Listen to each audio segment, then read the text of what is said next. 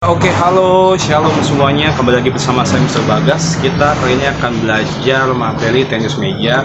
Dan sebelumnya saya mengucapkan terima kasih kalian sudah membaca dan mengumpulkan tugas, yaitu merangkum atau membuat ringkasan bacaan dari tenis meja. Ya, meskipun kalian agak-agak susah memahami kalau tidak langsung secara praktek, tapi ya seenggaknya ada bayangan sedikit lah seperti itu. Dan tenis meja ini, di halaman 33, perkembangan tenis meja di Indonesia ini nih, pada masa itu, di masa kolonial, ini jadi permainan tenis meja dibawa oleh orang Belanda datang ke Indonesia pada tahun 1930. Masa kolonial itu biasanya dilakukan di pertemuan balai desa atau di pertemuan orang-orang Belanda. Ini menjadi suatu permainan rekreasi gitu, jadi permainan hanya untuk hiburan gitu. Jadi di tengah-tengah penatnya mungkin pekerjaan atau kesibukan, jadi ini digunakan untuk permainan rekreasi gitu, seperti itu. Jadi olahraga itu bisa dibilang semacam bentuk rekreasi karena ada suatu hiburan di situ dan sesuatu yang dapat menyenangkan jiwa, jasmani, dan juga bagus buat pengembangan kesehatan tubuh gitu. Nah, hanya golongan tertentu saja yang dari bangsa pribumi yang bisa ikut bermain tenis meja, yaitu dari keluarga pamong atau enggak kalau itu biasa disebut dari keluarga golongan ningrat atau keluarga orang-orang terpelajar dan terpendidik seperti itu. Nah, sebelum Perang Dunia pecah, ini pada tahun 1939, tokoh-tokoh bertenis meja mendirikan PPPSI, Persatuan Pingpong Seluruh Indonesia. Pada tahun 1998, dalam kongresnya di Surakarta, PPPSI diubah namanya menjadi PTMSI, Persatuan Tenis Meja Indonesia. Ini kalian bisa baca nih. Nah, perkembangan tenis meja di Indonesia sejak berdirinya PPPSI hingga sekarang itu menjadi banyaknya perkumpulan tenis meja dan bisa diikutkan dalam olimpiade tertentu seperti itu. Nah, aktivitas pembelajarannya ini adalah suatu strategi permainan yang sebenarnya susah-susah gampang sih gitu, karena kan dalam sebuah meja kita harus memberikan, ya kalau yang pernah waktu itu praktek bagus gitu, tapi kalau yang belum ya harus coba seperti itu. Nah, teknik bertahan ini dapat membuka permainan agresif gitu. Jadi kalau ada yang menggunakan teknik bertahan pasti ada yang agresif, di situ nyerang terus. Nah, ya manfaatnya dalam teknik bertahan ini, dia memanfaatkan kesalahan dari penyerang gitu. Kadang kan ada yang bola out atau bolanya nanti kena net kayak gitu. Jadi yang bertahan terus berusaha agar dia tetap bisa mengembalikan permainan seperti itu. Lanjut.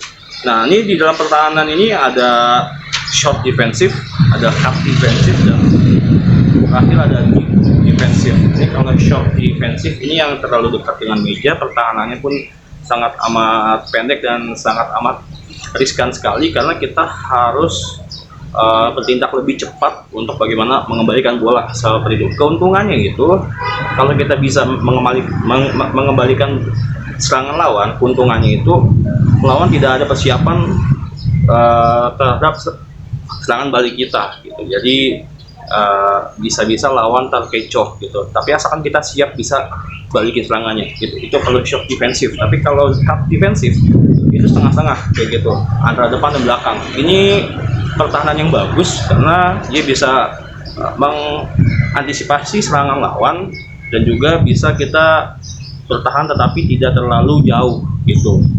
Terus kalau di defensif, keuntungannya adalah kita bisa siap-siap untuk mengarahkan bola kemana, terus kita menyerang baliknya bagaimana. Tetapi kelemahannya, lawan juga udah siap-siap ancang-ancang karena kan jarak bolanya jauh, Terus kita pun ada waktu timing buat siap-siap, musuh juga ada timing waktu buat siap-siap kayak gitu. Karena deep defensif pertahanannya sangat jauh kayak gitu. Nah, terus juga di sini ada pembahasan tentang variasi cut defensif kayak gitu. Nah, cut defensif itu yang di tengah-tengah bisa kalian cut di depan, di belakang biasa kayak gini. Ini kalau yang forehand kayak gitu. Kalau yang backhand nanti di depan kayak gini. Ini kalau yang backhand, ini kalau yang forehand kayak gitu. Tergantung dari bed mana yang kalian gunakan di tangan mana. Kalau di tangan kanan ya kayak gini. Di saat kalian mau backhand di depan, kalau kalian mau backhand kanan yang di depan, seperti itu.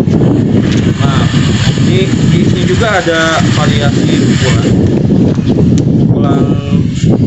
drive itu merubah arah kayak gini. Jadi misalkan kalau pingpong itu kita ubah arahnya, misalkan dari kita pukul ke arah, misalkan ke arah kiri kayak gitu. Nah, terus juga ada pukulan forehand dan backhand itu sama kayak tadi, hand backhand. Terus kalau yang smash ini benar-benar titik bolanya itu berada pas di atas, dan posisi kita itu short defense, sangat dekat terhadap net, sangat dekat terhadap tenis mejanya. Kita pukul sekuat-kuatnya mengarah ke daerah bawah seperti itu. Berbeda sekali dengan lob drive. Ini kalau kalian melihat di halaman 40 lob drive ini posisi kita ini berada nggak terlalu jauh dari mejanya. Terus pukulannya itu mengayun, pokoknya dia melambung jauh gitu, dia mengincar titik terjauh dari tepi lapangan kayak gitu.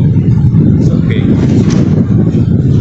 Atau enggak kalau kalian agak kesulitan belajar long drive, belajar aja kayak kalian ngayun. Kalau saya biasa main tenis meja, saya biasa pakai long drive kayak gitu. Jadi kalau bola serangan lawan datang cepat, saya tahan, terus saya long drive kayak gitu. Cuman kerugiannya ya kayak gitu, musuh kalau dikasih bola tanggung gampang diserang balik kitanya.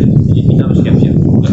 Jadi long drive ini juga bagus buat belajar defensif, selamat bertahan. Terus kalau udah timingnya pas, kalau bolanya udah pas, kalian mau smash kayak gitu. Jadi berusaha mengincar lawan gitu. Di ini kita santai, tapi pas ada timingnya kita keras gitu. Oke, cukup sekian pembahasan dari saya. Ini ada peraturan tentang tenis meja.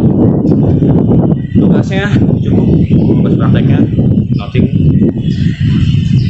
Kali ini tenis meja tidak ada kayak gitu. Cukup tugas satu saja.